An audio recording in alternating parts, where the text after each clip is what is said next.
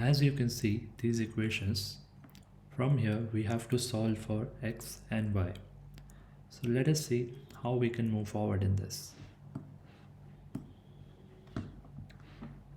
So we have these two equations.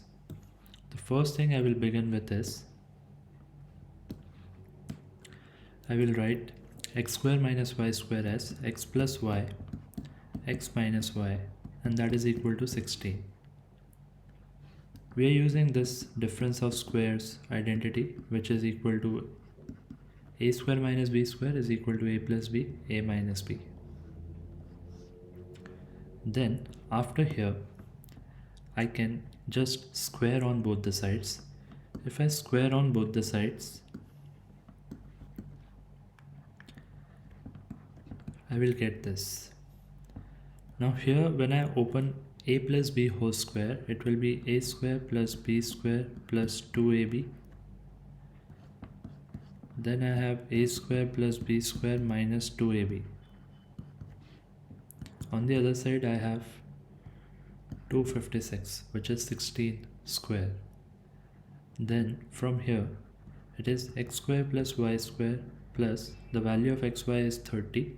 So we can write it down as 2 into 15, that is 30. And this will be x square plus y square minus 30 is equal to 256. Now for time being, I can write x square plus y square as t. So over here I have t plus 30 and t minus 30 is equal to 256, which can be written as t square minus 30 square is equal to 256. And from here I'll get the value of t square as 900 plus 256.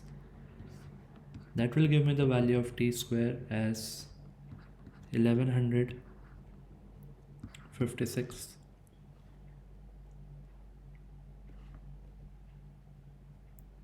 And from here, when I take the square root, I will get square root of 1156. That will be 34.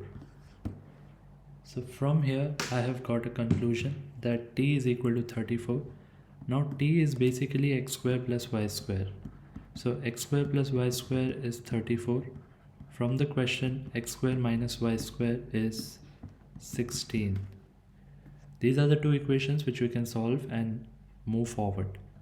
If I add them, both the equations, then I'll get 2x square is equal to 34 plus 16, that is 50. And x square is equal to 50 over 2. X is equal to plus minus root 25.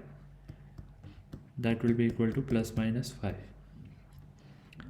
As I got x value, I will use xy is equal to 15, and from there I can get my y value. So if I put x is equal to plus 5, then 5y is equal to 15, y is equal to 3. If I put minus x, like x is equal to minus 5, then I will get minus 5y is equal to 15 and y is equal to minus 3. So the value of y is plus minus 3. In the question, there was no restriction on what will be x and y value. So we will be having these two as the answers. So I hope that overall the method what we discussed is clear to you. It is very easy if we do it like this. Mainly the identities what we have used, you have to look forward to that thing and just practice it once or twice. These type of questions can be very helpful in solving any algebraic manipulations.